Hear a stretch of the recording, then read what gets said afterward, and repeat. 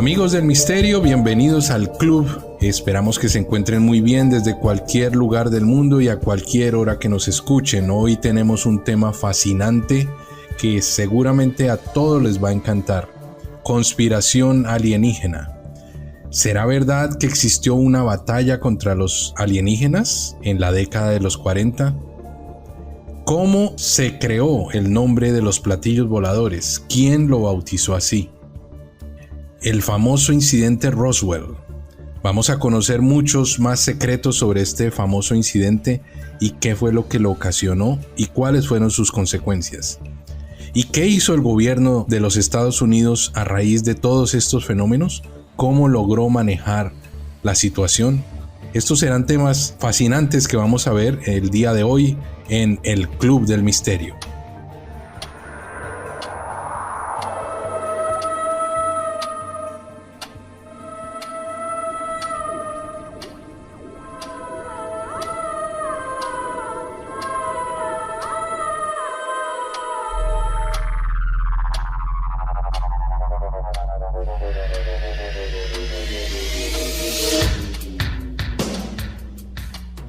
El reloj marca la hora.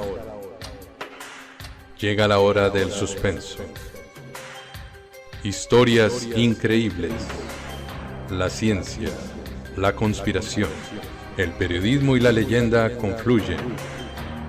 Se abre la puerta de lo insospechado. Bienvenido al Club del Misterio.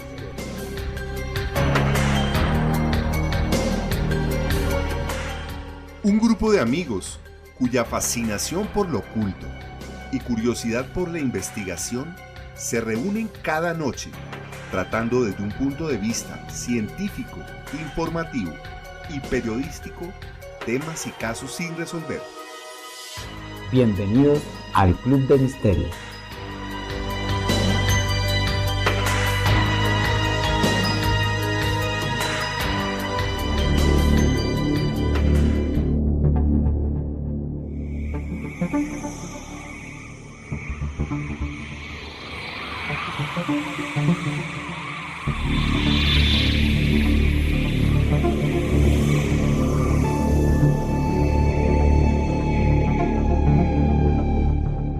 Muy buenos días, Andrés y Julio.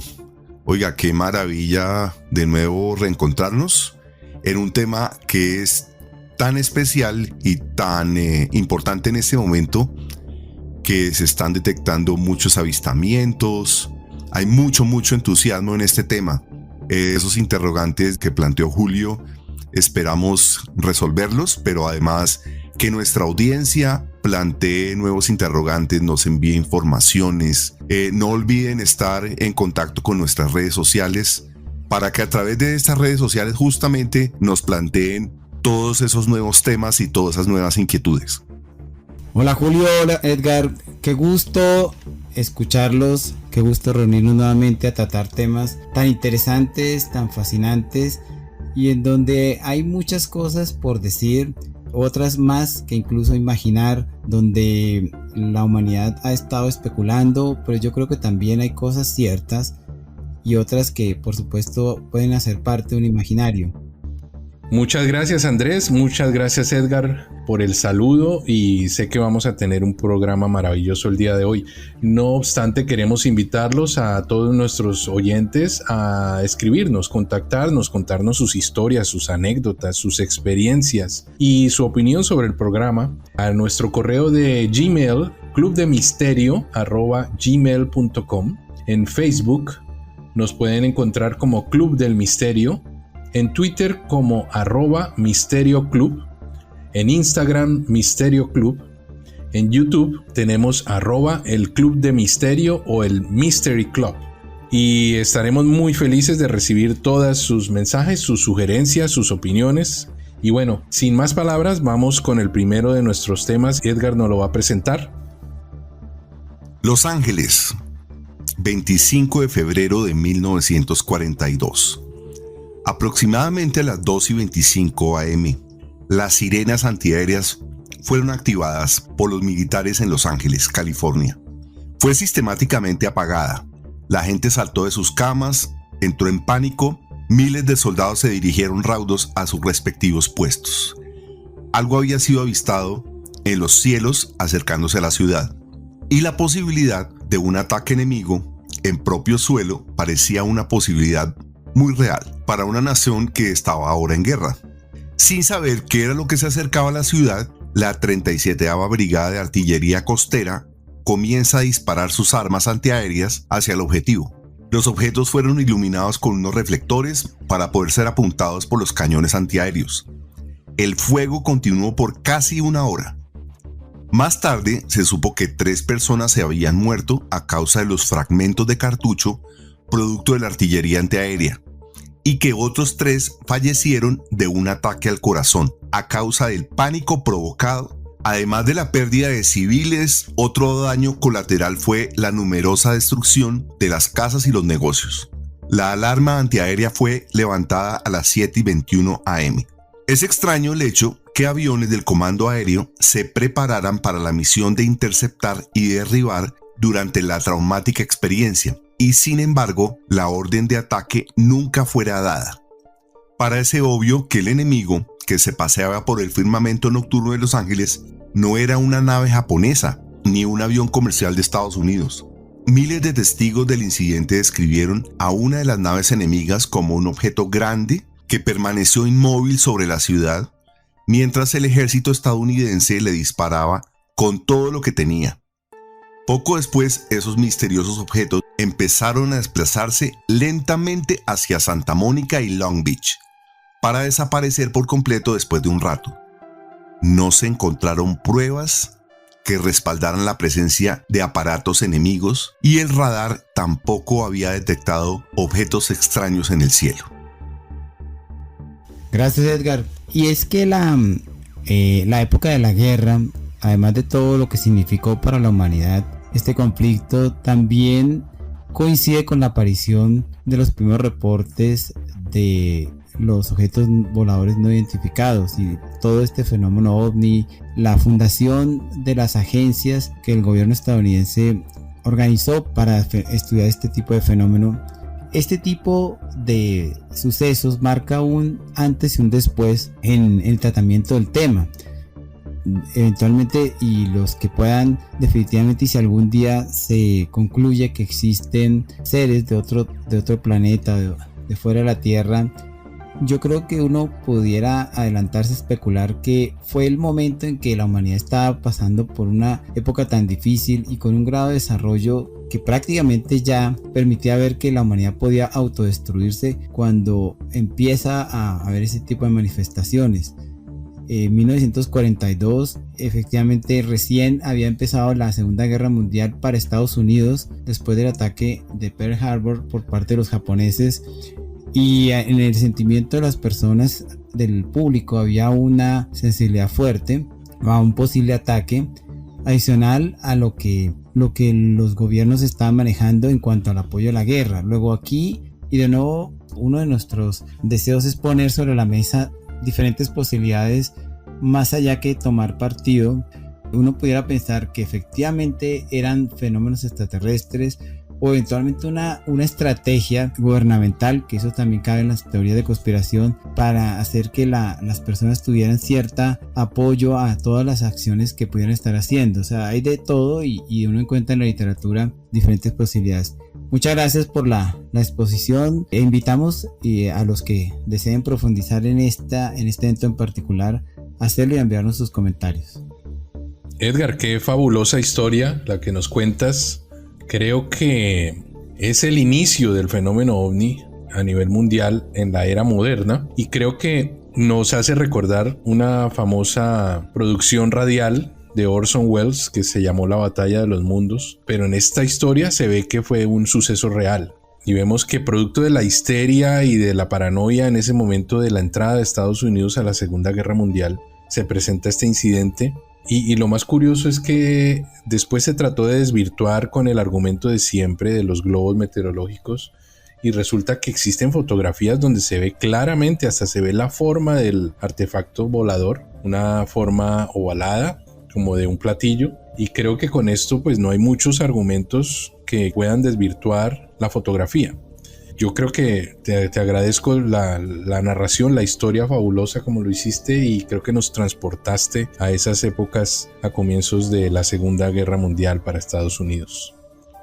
Sí, aunque es una historia traída de la Segunda Guerra Mundial, como decía Julio, mire lo curioso que vuelven otra vez a aparecer objetos voladores no identificados, igual que en esta época se le da a aquellos objetos que están en el cielo, como ha ocurrido con los globos, algún tipo de interpretación. Siempre queda la duda de si tenemos avistamientos de objetos voladores no identificados todo el tiempo. Los gobiernos se niegan a darnos información sobre estos avistamientos, y en todo caso, en la medida en que todos los medios de comunicación han ido avanzando y las redes sociales, pero además las cámaras mejoran su tecnología, cada vez nos da más la posibilidad de acercarnos con más certeza a un fenómeno que está ahí, y que seguramente en el tiempo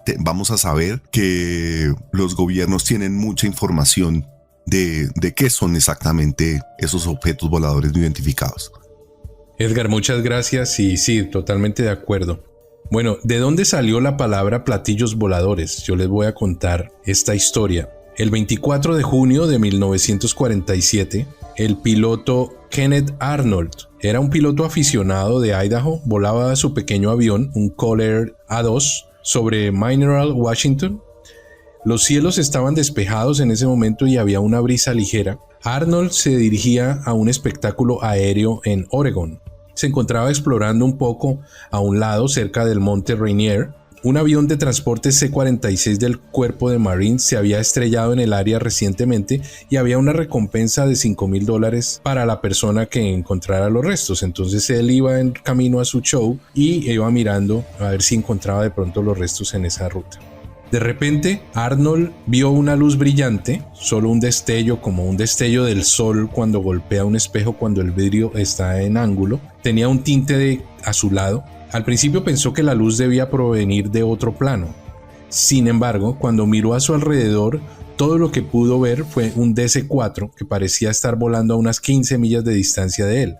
No estaba parpadeando, y luego volvieron las luces, esta vez en serie. Había 9 destellos en una rápida sucesión. ¿Qué vio Kenneth Arnold ese día? O más concretamente, ¿qué diría que había visto? Como Ted Blocker escribe en su reporte en UFO Wave de 1947, publicado en el año 67, Arnold describiría más tarde los objetos en el aire como volando en una formación escalonada en diagonal hacia abajo. El conjunto completo se extendía a una distancia que él más tarde calculó en 5 millas. Los objetos parecían volar en un solo plano horizontal, pero también zigzagueaban de un lado a otro, ocasionalmente dando vueltas y ladeándose, dando giros, como decía Arnold. Él hacía la semejanza como la cola de un cometa y se movieron al unísono, dijo Arnold. No parecían estar piloteados.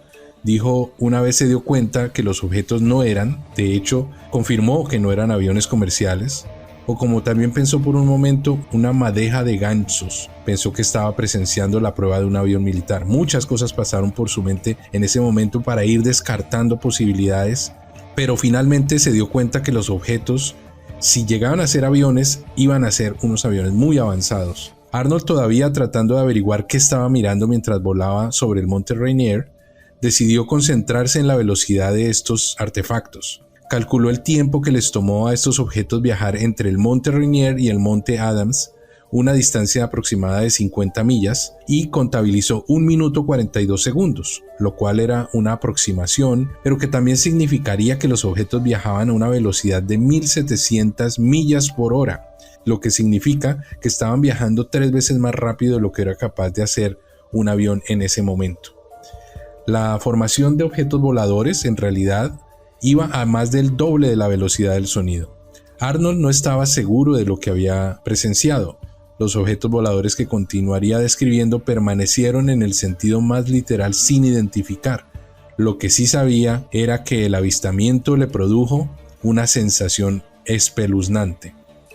Una hora más tarde, alrededor de las 4 de la tarde hora local, Arnold aterriza su avión en la pista de Yakima, Washington. Era un visitante frecuente allí y le contó al personal, amigos suyos, sobre estos objetos extraños. Y como era de esperarse, la historia se extendió rápidamente por todo el aeródromo de esta pequeña ciudad. Arnold continuó con su viaje planeado, recargando combustible, se dirigió al espectáculo aéreo. Sin embargo, lo que no sabía era que después de irse, uno de los muchachos de Yakima había llamado a alguien en Pendleton, difundiendo la noticia del avistamiento fuera de Washington. Y los reporteros, como suelen hacer los reporteros, se enteraron de la historia. El 25 de junio, Arnold terminó en las oficinas de East Oregonian, un periódico de Pendleton, contando a los periodistas sobre este avistamiento. Hizo hincapié en que no eran objetos identificados. Describió sus movimientos y dijo que volaban como un platillo si los sueltas sobre el agua, si los lanzas sobre el agua. Los reporteros parecen haberle creído y Arnold tenía todas las credenciales para ser un hombre confiable. Era un hombre de negocios respetado y un piloto experimentado. No parecía exagerar lo que había visto ni agregar detalles a su informe. También le dio la impresión de ser un observador atento. Estos detalles impresionaron a los periodistas que lo entrevistaron y dieron credibilidad a este informe. Pero lo que sucedió después, la forma precisa en que los platillos voladores como concepto se transfirieron de la mente de Kenneth Arnold a toda la nación y a todo el mundo, sigue sin estar claro. Sabemos que Arnold había mencionado platillos en sus discusiones con los reporteros, pero ¿estaba siendo literal o metafórico? Las historias de la época le dan crédito a Arnold por usar los términos platillo o disco. Así surge el término y la denominación de platillos o discos voladores. ¿Cómo les parece esta historia? Fabuloso, Julio. Muy interesante. Yo creo que a un término del platillo volador, y que lo hemos visto en la cultura popular, en las películas, en los programas de televisión, incluso series un poco más profundas y otras incluso series cómicas, tiene toda una razón de ser. Lo que usted menciona de Kenneth Arnold es bastante descriptivo. De ahí en adelante, los avistamientos de ovnis y de diferentes objetos van entre el platillo volador, pasando por los tabacos, pasando por las luces rotatorias, y efectivamente de nuevo coincide con lo que fue esa época del inicio de los avistamientos y del estudio ya sistemático del fenómeno ovni. Muchas gracias, Julio. Bueno, definitivamente es una narración muy apasionante. ¿Cómo describe esta persona los platillos voladores? Que de acuerdo a su momento, la aviación no se encontraba tan desarrollada como se encuentra ahora, y justamente describe que eran naves que se podían desplazar muy rápidamente en el cielo. Esto debido a su construcción muy delgada, con cierta menos resistencia a la fricción, y que podía por eso viajar a unas velocidades impresionantes, que como justamente lo dice, es como si usted lanzara un platillo y toca el agua. O sea, usted se puede hacer una imagen mental de esa velocidad que manejaban esas naves. Sí, totalmente de acuerdo. Y vemos algo muy interesante. Y a pesar de ser una persona estudiada, estructurada, un piloto que sabe de lo que está hablando, uno sinceramente cuando ve algo desconocido tiende a relacionarlo con cosas que conoce. Por ejemplo, los antiguos, cuando veían un platillo volador en algunos relatos, creemos que pueden estar describiendo un platillo volador porque hablan de carruajes que vuelan en el cielo y que son impulsados por el fuego de los dioses o cosas así. Es obviamente un símil porque uno no tiene los términos para poder describir exactamente lo que está viendo, tiene que asociarlo con algo que todo el mundo conoce. En este caso, nace el nombre de los platillos voladores y se queda para la mente de todo el mundo. Más tarde quizás un nombre más científico como los UFOs o los ovnis lo fueron reemplazando poco a poco, y ahora los WAP creo que los están denominando, pero realmente apuntamos a lo mismo y creo que estamos describiendo el mismo fenómeno. Bueno, amigos, ahora tengo el gusto de hablar de un incidente y de un fenómeno que definitivamente me atrevo a decir ha sido de los más nombrados, de los que puede producir más fascinación, de los que definitivamente nos pone a pensar en muchas posibilidades. Se han hecho películas, se han escrito libros, y es nada menos que el incidente Roswell.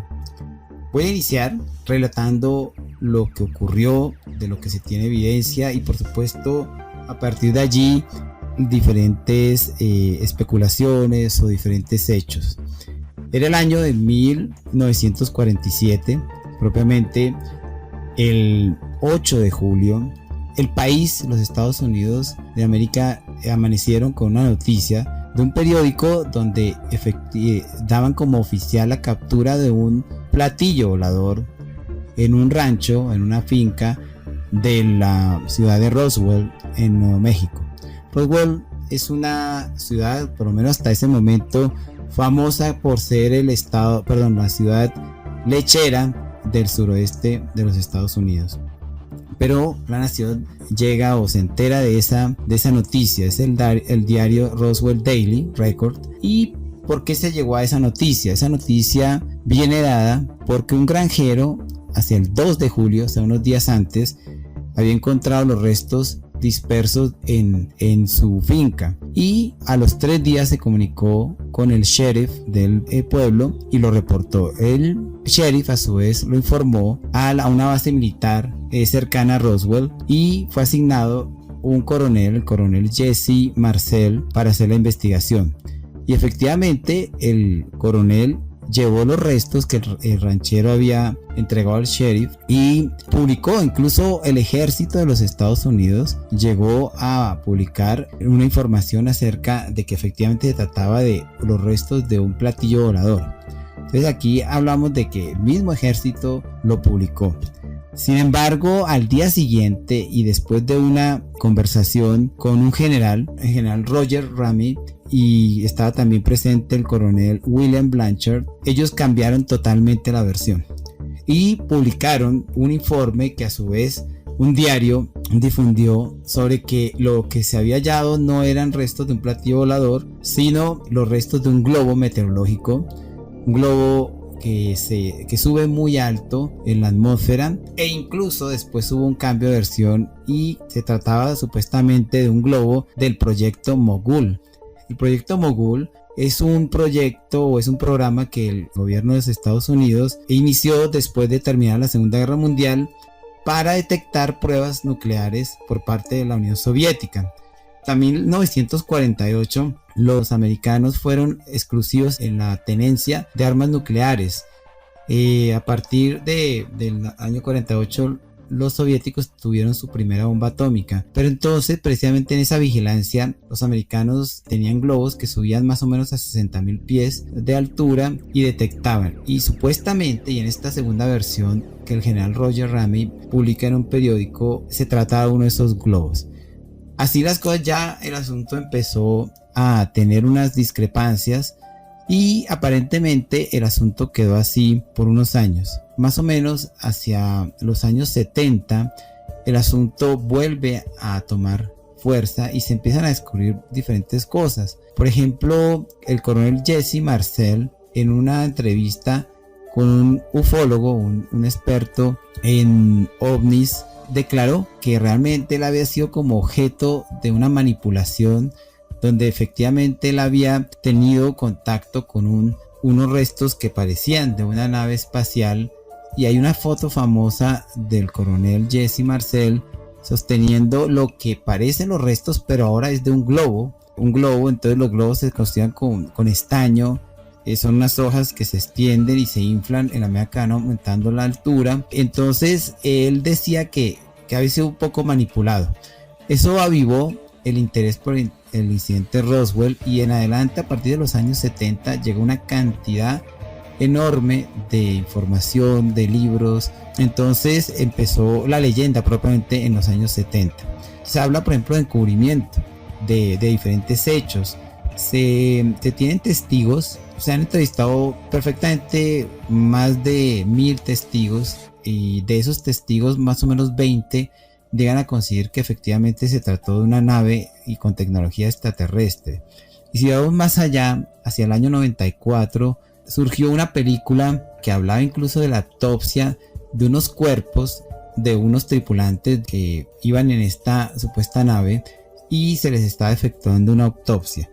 Después hubo informaciones de que esta autopsia era falsa, de que era un montaje, pero de nuevo aquí con muchos temas de los ovnis empieza tanto los que aseveran decir la verdad como los que hablan de conspiración. De hecho me atrevo a decir que la primera sacrificada de todas estas teorías conspirativas es la misma verdad, porque, y lo vamos a tratar más adelante, existieron y está comprobado que existieron programas dedicados a desacreditar el fenómeno ovni, a desacreditar a los testigos. Incluso se han emitido unas teorías ya incluso me atrevo a decir bastante complicadas de creer, aunque como digo nuestro deseo es poner todo sobre la mesa. Se hablaba por ejemplo de que hay una conspiración entre los soviéticos y el doctor Joseph Mengele, tristemente célebre por ser el ángel de la muerte en los campos de concentración de Auschwitz, con todos los experimentos, y hablaba de que estos supuestos cuerpos eran pequeñas personas que las habían desarrollado en laboratorio y las habían puesto a tripular en naves para que espiaran a los Estados Unidos. Entonces, como ustedes verán, hay cantidad de posibilidades cosas. Incluso cada vez que llega un presidente de los Estados Unidos a la Casa Blanca, según cuentan algunos, como el caso de Barack Obama, reciben muchas preguntas sobre todos estos temas. Y en una declaración del segundo año del presidente Barack Obama, él habla de que sí estuvo investigando sobre estos temas y a juicio de él los temas o los resultados no son tan atrayentes o tan interesantes como dice el público. No dice lo mismo en una intervención que tuvo el que fuera presidente de los Estados Unidos, Donald Trump. También respecto al evento Roswell, se habla, por ejemplo, de que el tema dio lugar a que el presidente Truman fundara la agencia Majestic 12, la cual supuestamente fue fundada unos días después precisamente para tratar el tema Roswell y otros temas de los ovnis. Así las cosas, desde el año de los 90 ha habido una gran dinámica en tratar este tema por aquellos que están convencidos de que hay un encubrimiento, pero a su vez hay una respuesta, sobre todo viene desde el punto de vista gubernamental, de desacreditarla y de colocar este tema más en el tema de la leyenda. Yo creo, como digo, nuestro deseo es poder relatar los eventos y ponerlo a consideración de nuestra amable audiencia. Andrés, fabuloso, qué historia tan espectacular, a pesar de que es muy conocida por todos. Creo que nos diste un punto de vista distinto y una excelente investigación. Muchas gracias. Mi comentario acerca de esto es el siguiente. ¿Qué haría usted si, por ejemplo, usted tiene una finca, por ejemplo, y en esa granja, en ese terreno, usted sale a caminar y encuentra debajo de una piedra un tesoro o una veta de oro? Usted sale y le cuenta de pronto a los vecinos, le cuenta a sus familiares, le cuenta al periódico, a los periodistas, no, ¿verdad? Lo que normalmente haría un ser humano es manejar esto con mucho sigilo y con mucha prudencia.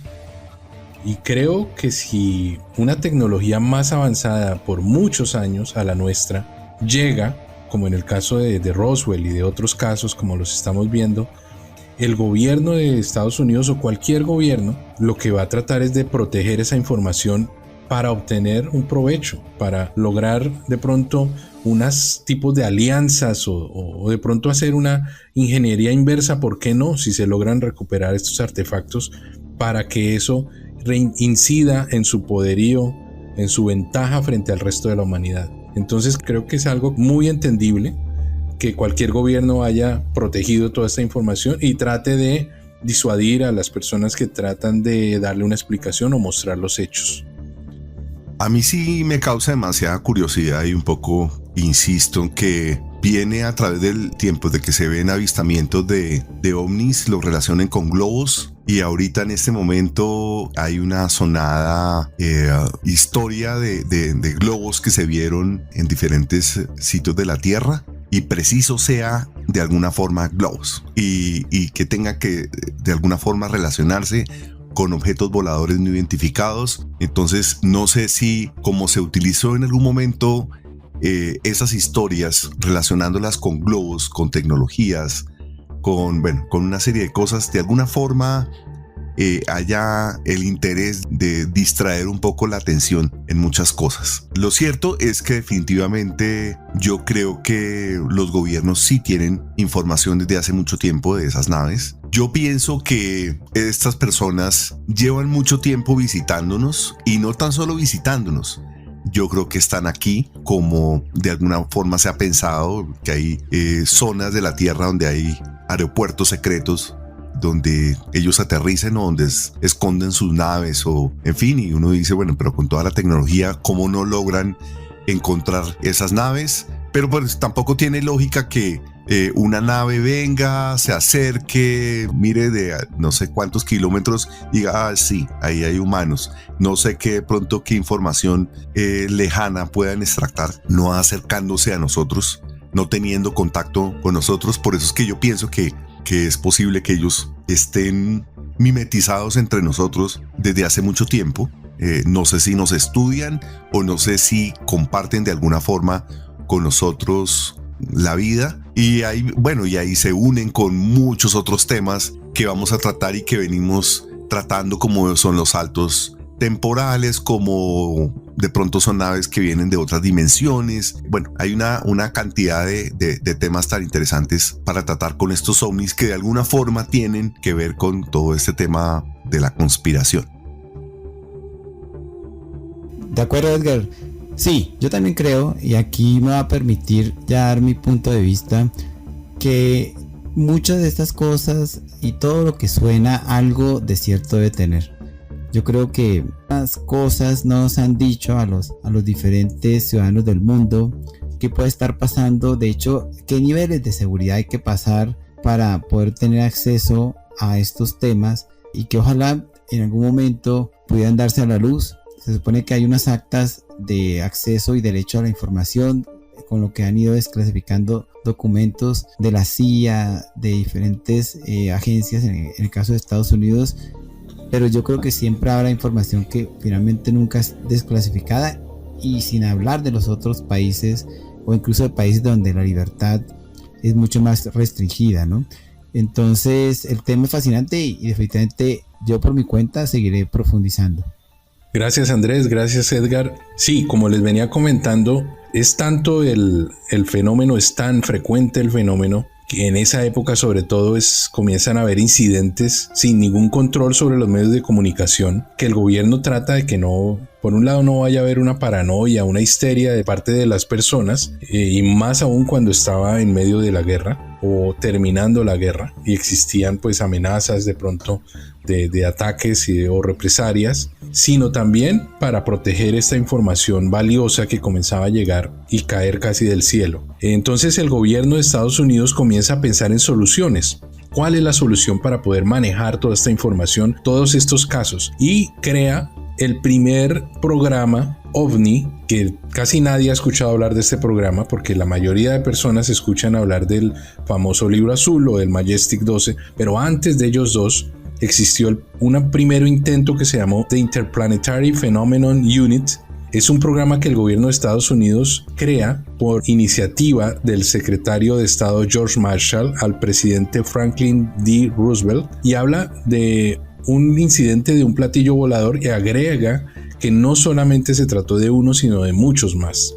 Que una segunda nave fue derribada y recuperada cerca de la costa de California, y que con mucha probabilidad no es de origen terrestre. Entonces el secretario de Estado recomienda al presidente que se abra una unidad especial de inteligencia para investigar más sobre estos acontecimientos. Entonces es cuando se forma esta organización llamada el IPU, Interplanetary Phenomenon Unit. Su objetivo durante esta Guerra Fría era trabajar de la mano con el proyecto Moondust, polvo lunar. Este proyecto se encargaba de recuperar en secreto cohetes, satélites y otra tecnología extranjera de los soviéticos, naves, satélites, artefactos que se estrellaban de parte de ellos, y entregárselos a los científicos para que pudieran estudiar esta tecnología soviética y determinar si los Estados Unidos o Rusia iban liderando la carrera que conoceríamos en el futuro como la carrera espacial. Desde luego, se ha sugerido que este IPU realizaba esta misma actividad, pero cuando encontraban algo que no encajaba en estos artefactos terrestres rusos en especial, entonces se lo mandaban el IPU y esta organización hacía el estudio y determinaba que no era de origen terrestre, y entonces comenzaba a hacer esos estudios de pronto ingeniería inversa, o por lo menos catalogar qué tipo de tecnología podían poseer. Esta unidad se disolvió y hasta donde sabemos todos los registros, todos estos archivos se transfirieron a la Fuerza Aérea a finales de la década del 50. La unidad se formó como un proyecto interno, puramente como un elemento de interés para el subjefe del Estado Mayor de Inteligencia. Nunca fue una unidad en el sentido militar, ni fue organizada formalmente o reportada como tal. No tenía ninguna función de misión o autoridad sobre los hallazgos que ellos tuvieran, únicamente documentar la información y de pronto realizar algún tipo de investigación muy pequeña. Es posible que no haya tenido ningún registro como tal, y por eso es una unidad bastante desconocida. Después, ya cuando el gobierno ve que siguen habiendo casos de artefactos extraterrestres, entonces sí, y con el siguiente presidente, que es lo que nos va a contar Edgar a continuación, deciden crear una organización con todas las de la ley, que es llamada el Majestic 12. El Majestic 12. El 24 de septiembre de 1947, el presidente Harry Truman firma el decreto que da la creación a la organización llamada Majestic 12 o MJ-12, un equipo élite dirigido estratégicamente por el señor James Forrestal, secretario de Defensa, y en la parte operativa por el ingeniero Vannevar Bush, máximo asesor científico del presidente y pieza clave del proyecto Manhattan. Se controla desde la base aérea de Patterson. El general Charles P. Campbell, al darse cuenta que el proyecto Grudge, un proyecto secreto que casi no operaba y que tenía la intención de disminuir la importancia que se le daba al tema OVNI, ordena una reorganización inmediata bajo el liderazgo del capitán Edward G. Ruppelt, y en 1952 se conforma el proyecto Libro Azul, el famoso proyecto Libro Azul. Es dirigido por un comité de 3 personalidades científicas de la época: Vannevar Bush, ingeniero, inventor y administrador científico, quien durante la Segunda Guerra Mundial dirigió la Oficina de Investigación y Desarrollo Científico de los Estados Unidos. El señor Robert Oppenheimer, que es un físico teórico y profesor de física de la Universidad de California, Berkeley, fue el jefe en tiempos de guerra del Laboratorio de los Álamos y se encuentra entre aquellos a quienes se les atribuye ser el padre de la bomba atómica por su papel en el proyecto Manhattan. Albert Einstein, físico teórico que desarrolló la teoría de la relatividad, uno de los pilares de la física moderna, junto con la mecánica cuántica. Su trabajo también es conocido por la influencia en la filosofía de la ciencia. Y un equipo de 12 miembros de muy alto nivel, 6 militares y 6 científicos. Bueno, las prioridades del Majestic 12 son limitar el conocimiento público y las filtraciones sobre cualquier incidente relacionado con el fenómeno UFO o UFOs. Silenciar a los testigos que comenzaban a hablar hablar más de la cuenta. Recuperar los restos de las naves alienígenas. Realizar ingeniería inversa para darle un uso favorable a los intereses de diversos tipos. El proyecto Signo o el proyecto Libro Azul para atender todos los reportes de incidentes y así evitar su divulgación. A partir de ese momento, la postura del gobierno es que los extraterrestres no existen. Gracias, Edgar. Sí, definitivamente el Majestic 12 se ha hecho bastante famoso. De hecho, ha sido motivo también de temas de libros, de temas de películas. Y en últimas, uno se pregunta Majestic 12, ¿por qué? Según se consigue en la literatura, 12 son los integrantes, élite, digámoslo así, de este Majestic o de este grupo, de los cuales 6 tienen una autorización de seguridad muy alta, un nivel de seguridad para poder acceder incluso a documentos que no tienen los otros 6. y fundamentalmente, como bien usted lo mencionaba, lo componían personas tanto científicas como militares y también de agencias de información dentro del gobierno de los Estados Unidos. Podríamos decir, y aquí a título personal yo me atrevo a denominarlo como el padre, digámoslo así, o el papá de todas las agencias. Sin embargo, el Majestic 12 ha estado dentro de lo legendario, por decirlo así, porque hasta donde yo sé no hay un reconocimiento oficial de su existencia. Más bien, el Majestic 12 se ha convertido como en una entidad secreta, oculta, que a su vez tuvo influencia o injerencia en otros proyectos que sí son de mayor divulgación, como el proyecto Libro Azul, como el proyecto Signo o el proyecto Grudge, entre otros. Pero según lo que se especula o lo que se ha podido dar a la luz, todo viene desde del Majestic 12, ¿no? Como una especie de élite, digámoslo así, que tiene derecho a saber o a manejar unos temas a un nivel mucho más alto, e incluso se ha relacionado con otras conspiraciones que más adelante vamos a hablar de ellas, como puede ser el asesinato del presidente John F. Kennedy, entre otros. Entonces, muchas gracias, Edgar, fabulosa y muy interesante la intervención. Me fascina como de pronto vamos evolucionando durante el programa y llegamos como a la cereza en el postre, que es esta respuesta que da el gobierno de Estados Unidos a toda esta cantidad de fenómenos. Yo me cuestiono algo, y es si estaba Albert Einstein en este grupo del Majestic 12. No estamos hablando de cualquier especulación o de globos meteorológicos. Yo no creo que alguien convoque a Albert Einstein y casi a la plana mayor del proyecto Manhattan para comenzar una organización para estudiar globos meteorológicos. O sea, nosotros hoy en día ya tenemos que superar esa barrera de decir, ¿serán platillos voladores? ¿Serán de origen extraterrestre? ¿Serán naves de pronto más avanzadas del ejército de Estados Unidos? Yo no creo que se convoquen personalidades de esta talla para estudiar algo si no fuera muy desconocido. Tendrían que ser unos cerebros muy avanzados para comenzar o diseñar las directrices para poder lograr procesar toda esa información.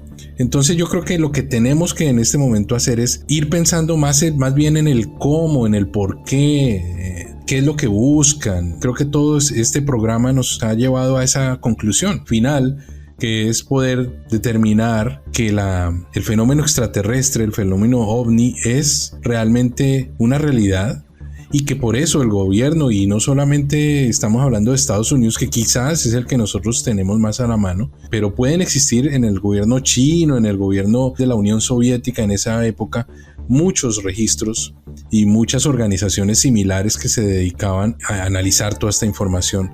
Entonces les agradezco esta investigación, creo que es un programa fabuloso. Y bueno, mi conclusión es esa: hay que seguir adelante, superar tal vez la duda o la pregunta si existen o no existen. Creo que con tantos hechos tenemos es que pensar por qué, cómo y para qué. De acuerdo, Julio. Y simplemente quiero adicionar algo muy breve, y es que yo creo que es bueno mantener la mente abierta. Con todo este tema de los ovnis, como ocurre con otros temas de misterio y de conspiración, a veces se toman posiciones muy extremas. Están los negacionistas acérrimos que a veces incluso acuden a la argumentación científica y piensan que si le dan cabida a alguna posibilidad de la existencia de ovnis están desprestigiándose, digámoslo así, científicamente. Algunos pueden incluso llegar un poco a la burla o a la mofa, y hasta también el otro extremo de la credulidad total. Yo sí creo que es bueno mantener un equilibrio y darse la oportunidad de escuchar, saber que algo está pasando y darle un manejo muy objetivo. Gracias, amigos, a todos. Los invitamos a contactarse con el Club de Misterio. Bueno, definitivamente también hay que mirar un poco el contexto, porque es que estamos hablando de 40, 50 años atrás, donde todos estos fenómenos eran absolutamente extraños, donde yo no sé si había un juego por el poder y por la información, y era importante, digamos, que las naciones y los poderosos tuvieran esa información, y no le podemos contar a la población que hay algo extremo que puede generar toda una amenaza, y si de pronto le contamos a esa población que de pronto hay unos seres diferentes, entonces la gente va a entrar en pánico. Entonces, de alguna forma sí había, yo creo que una sensación de control. Hoy, con todo lo que ha evolucionado, los medios que han evolucionado, pues definitivamente ya tapar esa verdad es muy complicado y cada vez se hace más difícil. Así que todos estos grupos de investigación que en su momento fueron creados porque definitivamente no sabían a qué se iban a enfrentar esos gobiernos, hoy definitivamente es una información que se maneja de forma diferente. Hay alguna forma de información clasificada, pero también los gobiernos, en la medida en que ha pasado el tiempo, lo han ido desclasificando de alguna forma, como para preparar esa integración de esa información a nuestra sociedad, que no genere pánico, diciéndole también a la población que, digamos, están esos gobiernos en control. Pero en todo caso, eso tiene una cantidad de interrogantes que a través del tiempo parte de eso se logra solucionar y parte todavía siguen muy, muy en el aire. Es información que va saliendo como a pedazos. Esa es como mi conclusión. Edgar, muchas gracias, y bueno, los invitamos a escribirnos a nuestras redes sociales.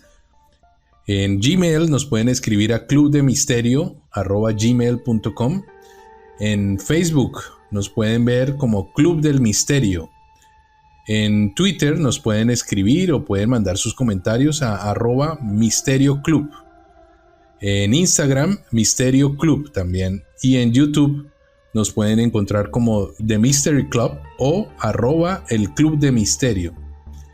Esperamos allí todos sus comentarios, sus aportes, de pronto si han tenido alguna experiencia, si han visto algún platillo volador, de qué tipo. Todos estos comentarios son valiosos y nos ayudarían a enriquecer nuestro programa. Ya estamos recibiendo historias y comentarios de los programas pasados, de personas que también han tenido experiencias similares a los casos que hemos reportado. Y para nosotros toda esta información es muy valiosa, y sobre todo conocer de su opinión y sus sugerencias y saber que estamos haciendo un programa del agrado de todos. Oiga, clave que cuando entren a YouTube activen la campanita, activen la parte de todas las notificaciones para que cuando vayan saliendo los programas, esto mismo se los reporte a ustedes y tengan la oportunidad de estar al día con cada uno de nuestros episodios. Y lo mismo los comentarios, si tienen temas que nos quieran sugerir, en qué podemos mejorar, todo esto será bien recibido. Como decía, no olviden que estamos en Twitter, nos pueden escribir por Gmail, estamos en Facebook, estamos en Spotify, estamos en varios sitios de podcast, en el podcast que usted prefiera. Si vemos que no estamos en alguno de su preferencia, sugiéralo para que nosotros podamos difundirlo también. Muy bien, muchas gracias a todos por su amable audiencia, muchas gracias por los comentarios que estamos recibiendo. Por favor, siéntanse en la mejor libertad para hacerlo y también vamos a contestar sus comentarios. Un gran abrazo para todos ustedes, amigos, y nos vemos o nos escuchamos también en un próximo capítulo. Gracias a todos.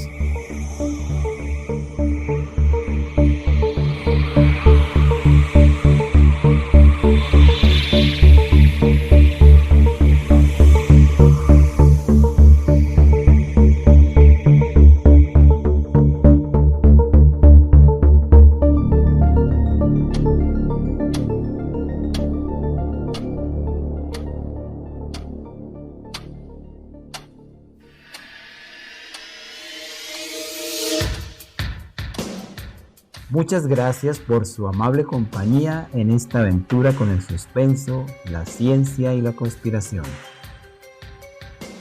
Nos esperan muchas más historias sin resolver. No dejen de seguirnos en nuestras redes sociales. Los esperamos en la próxima cita del Club del Misterio.